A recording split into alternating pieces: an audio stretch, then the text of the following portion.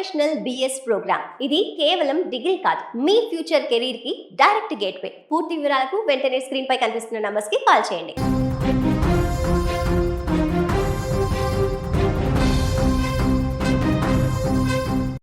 పవిత్ర పుణ్యక్షేత్రమైన అరుణాచలంలో వరుసగా ఘటనలపై CM Vijay serious అయినట్లు తెలుస్తోంది. ఇప్పటికే అరుణాచలంపై ఫోకస్ పెట్టాలని పెరుగుతున్న డిమాండ్ల నేపథ్యంలో సీఎం రంగంలోకి దిగినట్లు తెలుస్తోంది. ఇప్పటికే అరుణాచలంలో వరుసగా ఘటనలతో పాటు తాజాగా 2 యువతులపై సామూహిక అత్యాచారం జరగడం ఇప్పుడు చర్చనీయాంశంగా మారింది. దీంతో అరుణాచలం వ్యవహారం విజయ్ ప్రభుత్వానికి సవాల్గా మారింది. ఈ నేపథ్యంలో అరుణాచలం ఘటనపై విజయ్ ఎలాంటి నిర్ణయం తీసుకోబోతున్నారనేది సర్వత్రా ఉత్కంఠ నెలకొంది. ఇక ఇదే అంశానికి సంబంధించి మరింత సమాచారాన్ని మా బ్యూరో చీఫ్ విజయ్ అందిస్తారు. విజయ్ చెప్పండి, విజయ్ సీఎం అయ్యాక తొలి సంతకాల్లో మహిళలకు ప్రాధాన్యత ఇచ్చారు, కానీ విజయ్ సీఎం అయ్యాకే మహిళలపై వరుసగా ఘటనలు జరుగుతున్నాయి.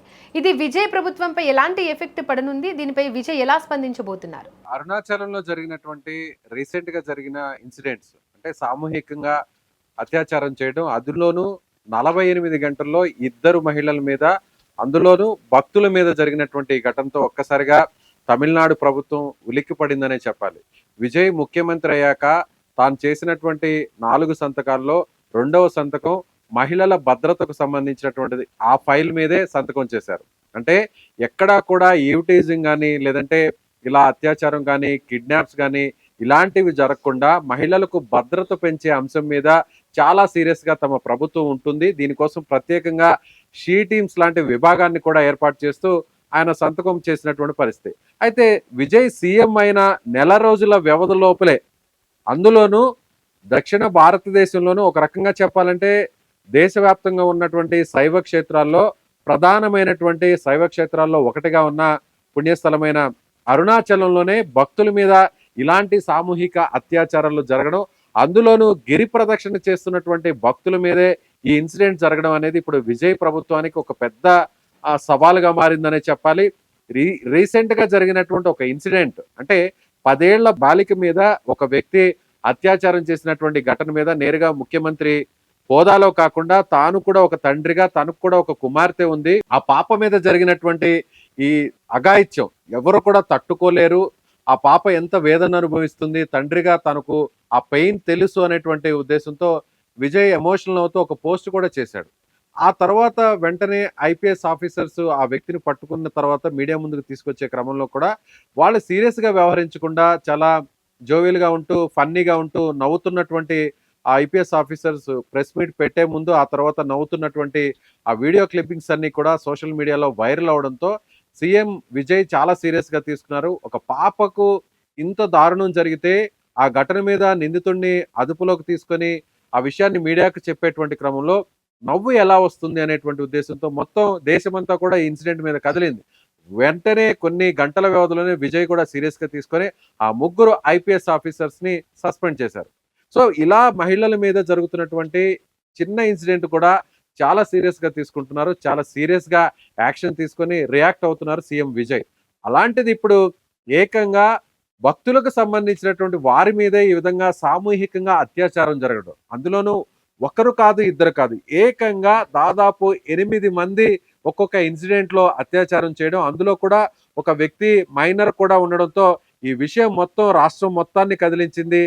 అందులో 48 గంటల్లోనే రోజు మార్చి రోజుల్లోనే 2 ఇన్సిడెంట్స్ జరగడం, అందులో భక్తులు ఎవరైతే కాలినడకన చేస్తున్నటువంటి గిరి ప్రదక్షిణ చేస్తున్నటువంటి భక్తులు ఉన్నారో వాళ్ళని కిడ్నాప్ చేసి మరి అక్కడికి వేరే చోటుకు తీసుకెళ్లి అత్యాచారం చేయడం, ఆ తర్వాత వాళ్ళని వీడియోస్ తీసి నగ్నంగా ఉన్నటువంటి ఆ వీడియోస్ ని తీసి వాటిని తిరిగి మళ్ళీ వాళ్ళకే పంపించేంత దారుణంగా అక్కడ వాళ్ళు ఉన్నారు, క్రైమ్ చేస్తున్నటువంటి నిందితులు ఉన్నారు.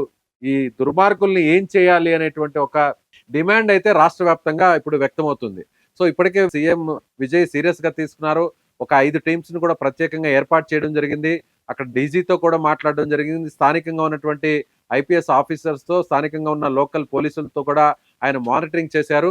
ఇక మీద 0 టాలరెన్స్, అంటే ఎక్కడ కూడా మహిళలకు సంబంధించినటువంటి భద్రత విషయంలో చిన్న శాతం కూడా నిర్లక్ష్యం లేకుండా వ్యవహరిస్తాం.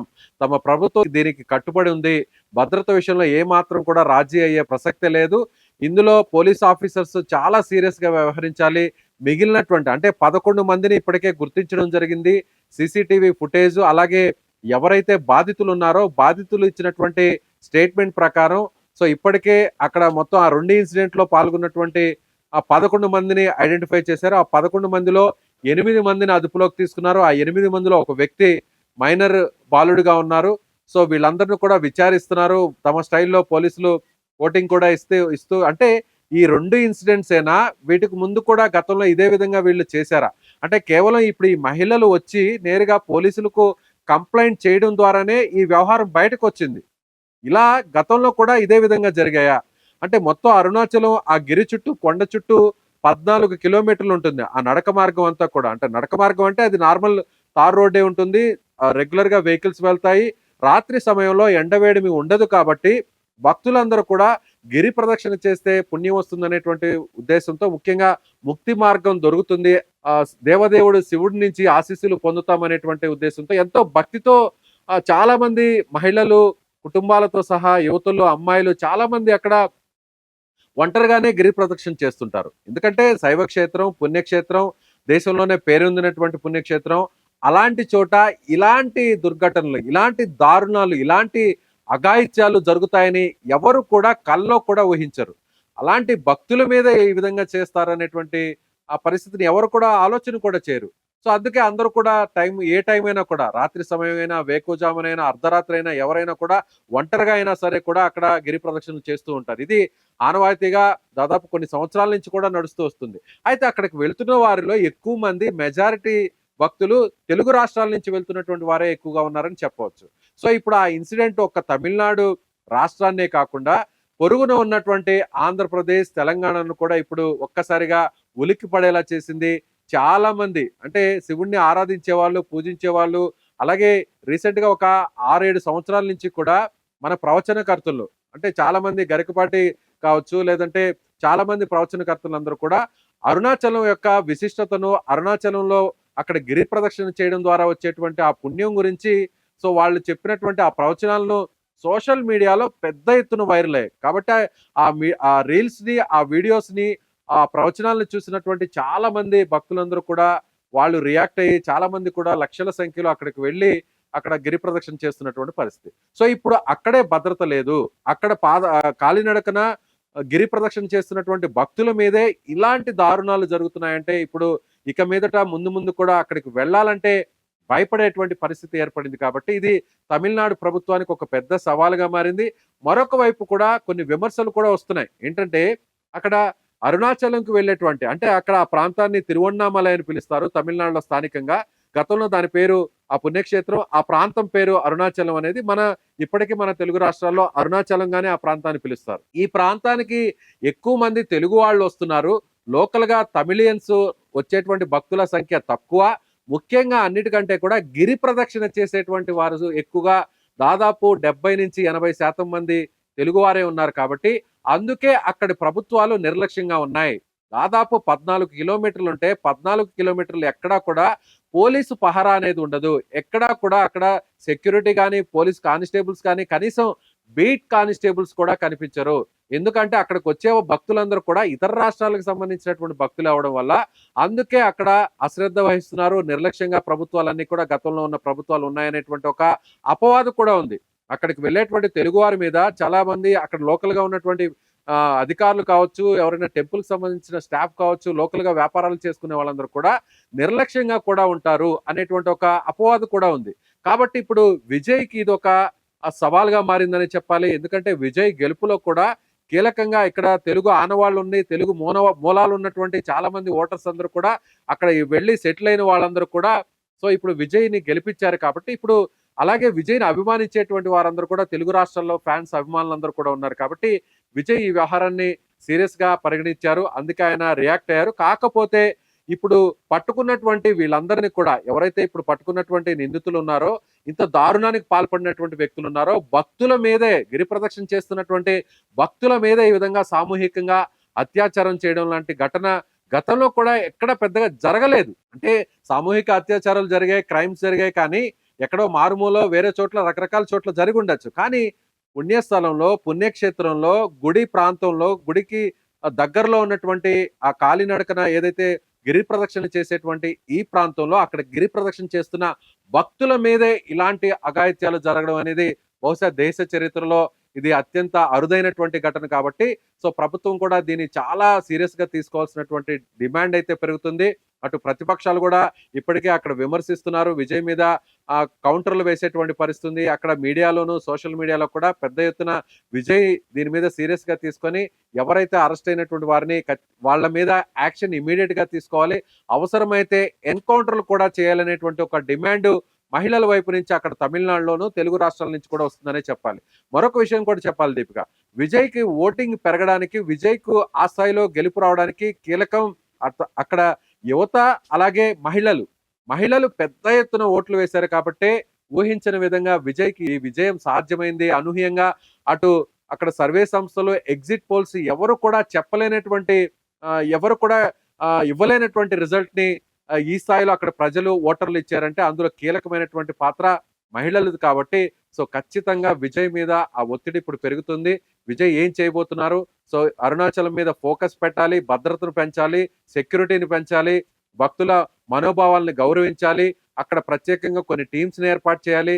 ఇవన్నీ కూడా మానిటరింగ్ చేసేటువంటి పరిస్థితి. కాబట్టి ఇప్పుడు అరుణాచలం ఇష్యూ సీఎం విజయ్ కి చాలా సవాలుగా మారిందని చెప్పవచ్చు దీపిక.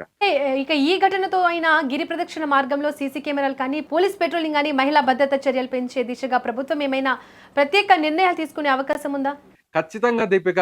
అంటే ఈ 2 ఇన్సిడెంట్స్ కంటే ముందు గతంలో కూడా అక్కడ చాలా క్రైమ్స్ జరిగాయి. కొన్ని నెలల కిందట మన తెలుగు రాష్ట్రానికి సంబంధించిన, తెలంగాణకు సంబంధించినటువంటి యాదాద్రి జిల్లా ప్రాంతం, ఆ ప్రాంతానికి సంబంధించినటువంటి ఒక వ్యక్తి, ఒక భక్తుడు, ఒక యువకుడు సో ఒక్కడే ఒంటరిగానే అక్కడ గిరి ప్రదక్షిణ చేస్తున్నటువంటి సమయంలో తెల్లవారుజామున 3 గంటల సమయంలో గిరి ప్రదక్షిణ చేస్తుండగా కొంతమంది దొంగలు అక్కడికి నేరుగా గిరి ప్రదక్షిణ చేస్తున్నటువంటి ఆ అబ్బాయి మీద బైక్ లో వచ్చి అటాక్ చేయడం, కత్తితో పొడిచిన తర్వాత తన దగ్గర ఉన్నటువంటి ఆ బ్యాగును అలాగే నగదును కూడా దొంగిలించి అక్కడి నుంచి వెళ్ళిపోయారు. వెళ్తూ అత్యంత కిరాతకంగా వాళ్ళని అటాక్ చేయడంతో, పొడవడంతో, కత్తితో దాడి చేయడంతో అతను ప్రాణాలు కూడా పోగొట్టుకున్నటువంటి పరిస్థితి. సో అప్పట్లోనే ఇది ఒక సంచలనంగా మారింది. అయినా కూడా అక్కడ ప్రభుత్వాలు, అధికారులు హత్య జరిగింది, భక్తుల మీద హత్య చేసినా కూడా ఎందుకు ఇంత నిర్లక్ష్యంగా వ్యవహరిస్తున్నారు? కేవలం తెలుగు వాళ్ళు అక్కడికి వెళ్తున్నారు, అక్కడికి గిరి ప్రదక్షిణ చేసే వారందరూ కూడా తెలుగు వాళ్లే కాబట్టి, స్థానికుల సంఖ్య తక్కువగా ఉంది కాబట్టి తెలుగు వాళ్ళ మీద ఎందుకు ఇంత నిర్లక్ష్యం అనేది ఇప్పుడు అందరిలో కూడా అక్కడికి వెళ్తున్నటువంటి ఆ భక్తుల్లో అభిప్రాయం అయితే పెరుగుతుంది. ఇది విజయ్ ప్రభుత్వానికి ఒక వ్యతిరేకంగా మారకముందే ప్రభుత్వం అలర్ట్ అవ్వాల్సినటువంటి అవసరం ఉంది. కాబట్టి దారి మార్గంలో కూడా అంటే పెద్ద ఎత్తున సీసీటీవీలను బిగించాలి. అన్నిటికంటే కూడా ప్రజల్లో, ముఖ్యంగా అక్కడికి వచ్చేటువంటి భక్తుల్లో వాళ్ళలో ఆ విశ్వాసాన్ని పెంచాలి. ఎక్కడైనా పుణ్యక్షేత్రానికి వెళ్ళాలంటే అక్కడికి వెళ్ళిన తర్వాత అక్కడున్న భగవంతుడిని దర్శనం చేసుకున్న తర్వాత, లేదంటే ఈ 14 కిలోమీటర్లు గిరి ప్రదక్షిణ చేయాలంటే చాలా శ్రమతో కూడుకున్నటువంటి విషయం. ఎందుకంటే 14 కిలోమీటర్లు ఆ దేవుడి మీద భక్తితో నడవడం అంటే అంత ఆషామాషిగా ఉండేటువంటి వ్యవహారం కాదు. అలాంటి భక్తులు అంత విశ్వాసంతో అక్కడికి వెళ్తుంటే, అక్కడికి వెళ్ళిన వారి మీద ఈ విధంగా దుర్మార్గులు ఇంత అఘాయిత్యానికి పాల్పడుతున్నారంటే ఇక భవిష్యత్తులో ముందు ఎవరైనా కూడా అక్కడికి వెళ్ళాలంటే భయపడాల్సినటువంటి పరిస్థితి. ఎందుకు మనం అక్కడికి వెళ్ళడం? ఇలాంటి వార్తలు చూసినప్పుడు, ఇలాంటి ఇన్సిడెంట్స్ చూసినప్పుడు అక్కడ మహిళలకు భద్రత లేదు, ఎవరికి అక్కడ కాలినడకన గిరి ప్రదక్షిణ చేస్తున్న భక్తుల మీద ఇలాంటి దారుణాలు జరుగుతున్నాయంటే వాయిదా వేసుకుందామేమో అనేటువంటి ఒక భయం ఏర్పడేటువంటి పరిస్థితి ఉంది. కాబట్టి ప్రభుత్వం ఇది చాలా సీరియస్ గా తీసుకోవాలి. ప్రభుత్వానికి సంబంధించి కూడా ఇది ఖచ్చితంగా ఒక మచ్చగా మారక ముందే విజయ్ కూడా దీన్ని సీరియస్ గా తీసుకోవాల్సినటువంటి అవసరం ఉందనే డిమాండ్ కూడా పెరుగుతుంది. సో దీని మీద ఏ విధంగా విజయ్ ఇమీడియట్ గా నిర్ణయం తీసుకుంటారో కూడా అందరూ కూడా వేచి చూస్తున్నారు. ప్రస్తుతానికైతే కొన్ని టీమ్స్ ని ఏర్పాటు చేశారు, పోలీసుని అలర్ట్ చేశారు. సో ముందు ఇలాంటి ఘటనలు జరగకుండా విజయ్ ఏం చేయబోతున్నాడు, విజయ్ అరుణాచలం మీద సీఎం విజయ్ ఏ విధంగా ఫోకస్ పెట్టబోతున్నాడు అనేది కూడా మనం చూడాల్సినటువంటి పరిస్థితి Deepika. Right Vijay, thank you. ఇక పవిత్ర పుణ్యక్షేత్రమైన అరుణాచలంలో చోటు చేసుకున్న ఈ ఘటన భక్తులను తీవ్ర భయాందోళనకు గురిచేస్తోంది. మహిళల భద్రత, భక్తుల రక్షణ విషయంలో ప్రభుత్వం ఎంత వేగంగా ఎంత కఠినంగా స్పందిస్తుందన్నదే ఇప్పుడు కీలకంగా మారింది. సీఎం విజయ్కు ఇది కేవలం శాంతి భద్రతల అంశం మాత్రమే కాదు, ఆయన పాలనా సామర్థ్యానికి కూడా ఒక పెద్ద పరీక్షగా మారింది.